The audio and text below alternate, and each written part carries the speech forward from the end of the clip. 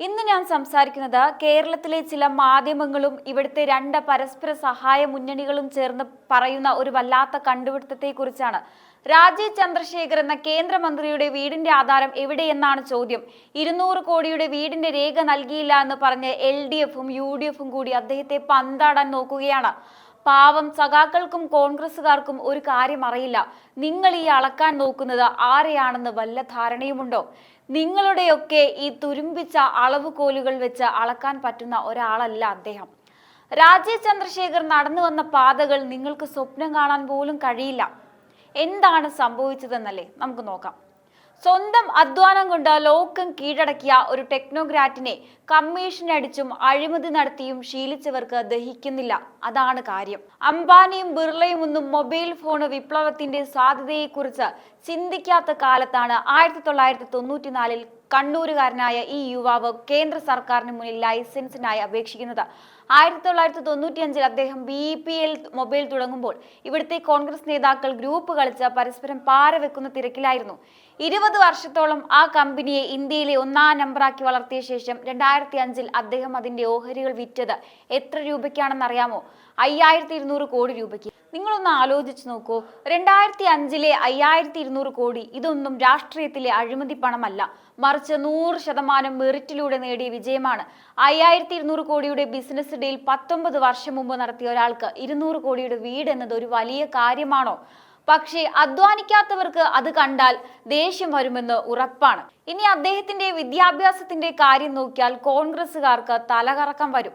മണിപ്പാലിൽ നിന്ന് എഞ്ചിനീയറിംഗ് കഴിഞ്ഞ അമേരിക്കയിലെ പ്രശസ്തമായ ഇലിനോയിസ് ഇൻസ്റ്റിറ്റ്യൂട്ട് ഓഫ് ടെക്നോളജിയിൽ നിന്ന് കമ്പ്യൂട്ടർ സയൻസിൽ മാസ്റ്റേഴ്സ് നേടിയ ആളാണ് രാജീവ് ചന്ദ്രശേഖർ.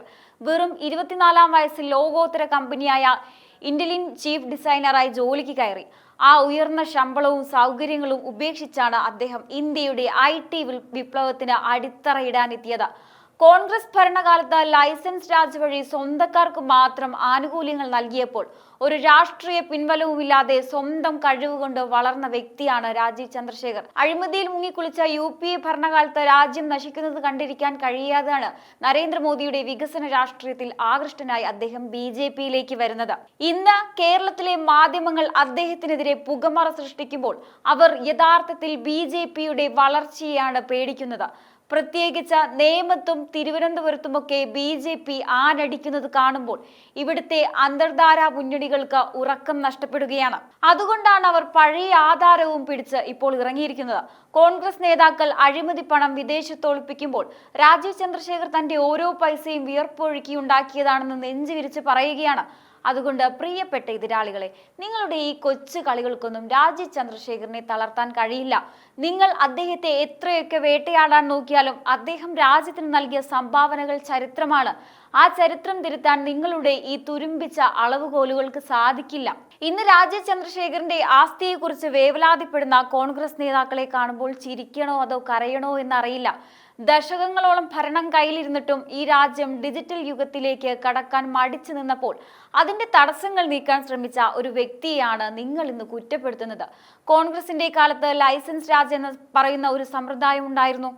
സ്വന്തക്കാർക്കും ബന്ധുക്കൾക്കും മാത്രം ലൈസൻസുകൾ വീതം വെച്ച് നൽകിയിരുന്ന ആ കാലത്താണ് ഒരു രാഷ്ട്രീയ പിൻബലവുമില്ലാതെ കേവലം തന്റെ വിദ്യാഭ്യാസ യോഗ്യതയും കഴിവും മാത്രം കൈമുതലാക്കി രാജീവ് ചന്ദ്രശേഖർ എന്ന യുവാവ് BPL മൊബൈലിന് ലൈസൻസ് നേടുന്നത്. ഭാരതത്തിൽ ആയിരക്കണക്കിന് തൊഴിലവസരങ്ങൾ സൃഷ്ടിക്കുക എന്നതായിരുന്നു അദ്ദേഹത്തിന്റെ ലക്ഷ്യം. നമ്മുടെ നാട്ടിലെ ചിലർക്ക് വലിയൊരു തെറ്റിദ്ധാരണയുണ്ട്. രാഷ്ട്രീയക്കാരൻ എന്നാൽ ഗദറിട്ട് നടന്ന് ജനങ്ങളെ പറ്റിക്കുന്നവനോ അല്ലെങ്കിൽ മുദ്രാവാക്യം വിളിച്ചു നടന്ന് വികസനം മുടക്കുന്നവനോ ആയിരിക്കണമെന്ന്. എന്നാൽ രാജീവ് ചന്ദ്രശേഖർ എന്ന വ്യക്തി ഈ ധാരണകളെയെല്ലാം പൊളിച്ചെഴുതിയ ആളാണ്. അദ്ദേഹം ഈ നാട്ടിലെ യുവാക്കൾക്ക് നൽകുന്ന ഒരു വലിയ സന്ദേശമുണ്ട്. വിദ്യാഭ്യാസവും കഴിവുമുണ്ടെങ്കിൽ ലോകത്തിന്റെ നെറുകയിലെത്താമെന്നത്. ഇപ്പോൾ അദ്ദേഹത്തിന്റെ വീടിന്റെ രേഖ ചോദിച്ചു വരുന്നവർ ഒന്ന് ആലോചിച്ചു നോക്കൂ. നെഹ്റു കുടുംബത്തിന്റെ വിശ്വസ്തരായി നടന്ന് കോടികൾ സമ്പാദിച്ച എത്രയോ നേതാക്കൾ ഇന്ന് നിങ്ങളുടെ ഇടയിലുണ്ട്. അവർക്കില്ലാത്ത എന്ത് സുതാര്യതയാണ് രാജീവ് ചന്ദ്രശേഖറിന് ഇല്ലാത്തത്? 2005 5200 കോടി രൂപയ്ക്ക് ബിസിനസ് വിറ്റ ഒരാൾക്ക് 200 കോടിയുടെ വീട് എന്നതൊരു അത്ഭുതമാണോ? പക്ഷേ കഠിനാധ്വാനം ചെയ്ത് പണമുണ്ടാക്കുന്നതിന്റെ മഹത്വം കോൺഗ്രസുകാർക്ക് അറിയില്ലല്ലോ. അവർക്ക് ശീലം വഴിവിട്ട രീതിയിൽ പണമുണ്ടാക്കി അത് ഒളിപ്പിച്ചു വെക്കാനാണ്. രാജീവ് ചന്ദ്രശേഖർ ആകട്ടെ തന്റെ ഓരോ പൈസയും വിയർപ്പൊഴുക്കി ഉണ്ടാക്കിയതാണെന്ന് ലോകത്തിനു മുന്നിൽ നെഞ്ചു വിരിച്ച് പറയാൻ ധൈര്യമുള്ള വ്യക്തിയാണ്. കോൺഗ്രസിന്റെ കാലത്ത് സ്പെക്ട്രം അഴിമതിയും മറ്റും നടന്ന് രാജ്യം നാണം കെട്ടപ്പോൾ മോദി സർക്കാരിന്റെ കീഴിൽ IT മന്ത്രാലയത്തിൽ രാജീവ് ചന്ദ്രശേഖർ കൊണ്ടുവന്ന സുതാര്യതയാണ് ഇന്ന് കോൺഗ്രസിനെ ചൊടിപ്പിക്കുന്നത്. ഡിജിറ്റൽ ഇന്ത്യ എന്ന സ്വപ്നം യാഥാർത്ഥ്യമാക്കാൻ അദ്ദേഹം നടത്തുന്ന ശ്രമങ്ങൾ നിങ്ങളുടെ രാഷ്ട്രീയ നിലനിൽപ്പിന് ഭീഷണിയാണെന്ന് നിങ്ങൾക്കറിയാം. അതുകൊണ്ടാണ് ഇവിടുത്തെ മാധ്യമങ്ങളെയും കൂട്ടുപിടിച്ച് നിങ്ങൾ ഈ പുകമറ സൃഷ്ടിക്കുന്നത്. പക്ഷേ ഒന്നോർക്കുക, കോൺഗ്രസിന്റെ ഈ പഴഞ്ചൻ രാഷ്ട്രീയ തന്ത്രങ്ങൾ കൊണ്ട് രാജീവ് ചന്ദ്രശേഖറിനെ പോലെ ഒരു പ്രൊഫഷണലിനെ തളർത്താൻ കഴിയില്ല. നിങ്ങൾ അദ്ദേഹത്തെ എത്രയൊക്കെ വേട്ടയാടാൻ നോക്കിയാലും അദ്ദേഹം രാജ്യത്തിന് നൽകിയ സംഭാവനകൾ ചരിത്രത്തിൽ രേഖപ്പെടുത്തപ്പെട്ടവയാണ്. ഇവിടുത്തെ ജനങ്ങൾക്ക് സത്യം തിരിച്ചറിയാനുള്ള ബോധമുണ്ട്. അതുകൊണ്ട് നിങ്ങളുടെ ഈ കളി അധികകാലം മുന്നോട്ട് പോകില്ല. സത്യത്തിൽ BJPയും നരേന്ദ്രമോദിയെയും സപ്പോർട്ട് ചെയ്യുന്ന ഒരാൾ ഇത്രയും വലിയ സാമ്പത്തിക ഭദ്രതയുള്ള ആളാണെന്ന് കാണുമ്പോൾ ഇവിടുത്തെ അന്തർധാര മുന്നണികൾക്ക് അത് വല്ലാത്തൊരു അസ്വസ്ഥത തന്നെയാണ് ഉണ്ടാക്കുന്നത്. BJP എന്ന് കേട്ടാലേ കലി ഇളകുന്ന ഇക്കൂട്ടർക്ക് രാജീവ് ചന്ദ്രശേഖറിനെ പോലെ ഒരു ക്ലീൻ ഇമേജ് ഉള്ള വ്യക്തിയെ നേരിടാൻ മറ്റു വഴികളൊന്നുമില്ല. അതുകൊണ്ടാണ് അവർ പഴയ ആധാരവും പേപ്പറുമായി ഇപ്പോൾ രംഗത്തിറങ്ങിയിരിക്കുന്നത്. ഇടതുപക്ഷവും വലതുപക്ഷവും മാറി മാറി ഭരിച്ചിട്ടും കേരളത്തിനുണ്ടാകാൻ കഴിയാത്ത വികസനം കേന്ദ്രത്തിൽ മോദി സർക്കാർ കാണിച്ചു കൊടുക്കുമ്പോൾ അതിന് ചുക്കാൻ പിടിക്കാൻ രാജീവ് ചന്ദ്രശേഖറിനെ പോലെയുള്ള ടെക്നോക്രാറ്റുകൾ ഉണ്ടെന്നത് ഇവരുടെ ഉറക്കം കെടുത്തുകയാണ്.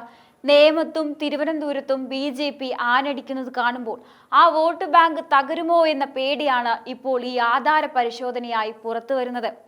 അഴിമതി നടത്തി ശീലിച്ചവർക്ക് സ്വന്തം ബുദ്ധിശക്തി കൊണ്ട് 5200 കോടിയുടെ ബിസിനസ് സാമ്രാജ്യം കെട്ടിപ്പടുത്ത ഒരാളെ ഉൾക്കൊള്ളാൻ കഴിയില്ല.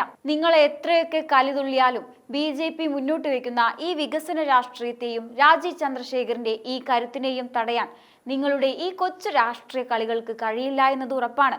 ഇത്രയും വലിയൊരു ബിസിനസ് സാമ്രാജ്യം കെട്ടിപ്പടുത്ത ലോകം അംഗീകരിച്ച ഒരു ടെക്നോക്രാറ്റ് എന്തിനാണ് രാഷ്ട്രീയത്തിലേക്ക് വന്നതെന്ന് ചിന്തിക്കുമ്പോഴാണ് ഇവിടുത്തെ അന്തർധാര മുന്നണികൾക്ക് ശരിക്കും ദേഷ്യം വരുന്നത്. സാധാരണഗതിയിൽ രാഷ്ട്രീയത്തിൽ വരുന്നത് പണമുണ്ടാക്കാനാണല്ലോ നമ്മുടെ നാട്ടിലെ കീഴ്വഴക്കം. എന്നാൽ കയ്യിൽ 5000 കോടിയുമായി രാഷ്ട്രീയത്തിലേക്ക് ഒരാൾ വരുമ്പോൾ അയാൾക്ക് അഴിമതി നടത്തേണ്ട ആവശ്യമില്ല എന്ന് മനസ്സിലാക്കാനുള്ള സാമാന്യ ബുദ്ധി പോലും ഇവിടുത്തെ വിപ്ലവകാരികൾക്കും ഗദർധാരികൾക്കും ഇല്ലാതെ പോയി. നരേന്ദ്രമോദി എന്ന കരുത്തനായ നേതാവിനൊപ്പം ചേർന്ന് ഭാരതത്തെ ഒരു ഡിജിറ്റൽ സൂപ്പർ പവറാക്കി മാറ്റുക എന്ന ഒറ്റ ലക്ഷ്യം മാത്രമാണ് രാജീവ് ചന്ദ്രശേഖറിനെ നയിക്കുന്നത്. ഇത് തിരിച്ചറിയുമ്പോഴാണ് ഇവിടുത്തെ ചില മാധ്യമങ്ങൾക്ക് ഉറക്കം പോകുന്നത്. കേരളത്തിലെ രാഷ്ട്രീയ ചരിത്രം എടുത്തു നോക്കിയാൽ നമുക്കൊരു കാര്യം മനസ്സിലാകും. ഇവിടെ LDFും UDFും മാറി മാറി ഭരിക്കുമ്പോൾ അവർക്കിടയിൽ കൃത്യമായ ഒരു ധാരണയുണ്ട്. അടുത്ത 5 വർഷം നീ അഴിമതി നടത്തിക്കോ, അത് കഴിഞ്ഞ് ഞാൻ നടത്തിക്കോളാം എന്നതാണത്.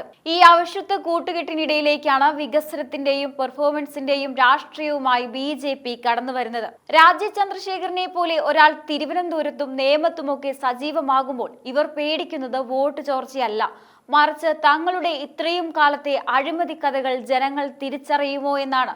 വികസനം എന്നാൽ കിറ്റും പെൻഷനും മാത്രമല്ല, അത് നാടിന്റെ അടിസ്ഥാന സൗകര്യങ്ങളും സാങ്കേതിക വളർച്ചയുമാണെന്ന് അദ്ദേഹം തെളിയിച്ചുകൊണ്ടിരിക്കുകയാണ്. രാജീവ് ചന്ദ്രശേഖറിനെതിരെയുള്ള ഈ നീക്കങ്ങൾ BJPയുടെ വളർച്ച തടയാനുള്ള അവസാന അടവുകൾ മാത്രമാണ്. എന്നാൽ ഒരു കാര്യം ഓർക്കുക, ബുദ്ധിശക്തിയും സത്യസന്ധതയും കൈമുതലായുള്ള ഒരാളെ തളർത്താൻ നിങ്ങളുടെ ഈ പഴയ കള്ളക്കഥകൾക്ക് കഴിയില്ല. കേരളത്തിലെ യുവതലമുറ ഇന്ന് മാറ്റം ആഗ്രഹിക്കുന്നുണ്ട്. അവർക്ക് വേണ്ടത് തൊഴിലും വികസനവുമാണ്, അല്ലാതെ നിങ്ങളുടെ ഈ ചളിക്കുണ്ടിലെ രാഷ്ട്രീയമല്ല. രാജീവ് ചന്ദ്രശേഖർ എന്ന വ്യക്തി ആ മാറ്റത്തിന്റെ പ്രതീകമാണ്. അതുകൊണ്ട് അസൂയക്കാർ എത്ര തന്നെ കലിതുള്ളിയാലും ഈ കുതിപ്പ് ആർക്കും തടയാൻ കഴിയില്ല. എന്തായാലും ഈ ഒരു വിഷയത്തെക്കുറിച്ചുള്ള നിങ്ങളുടെ അഭിപ്രായങ്ങൾ കമന്റ് ബോക്സിൽ രേഖപ്പെടുത്തുക. മറ്റൊരു വിഷയമായി വീണ്ടും കാണാം. നന്ദി.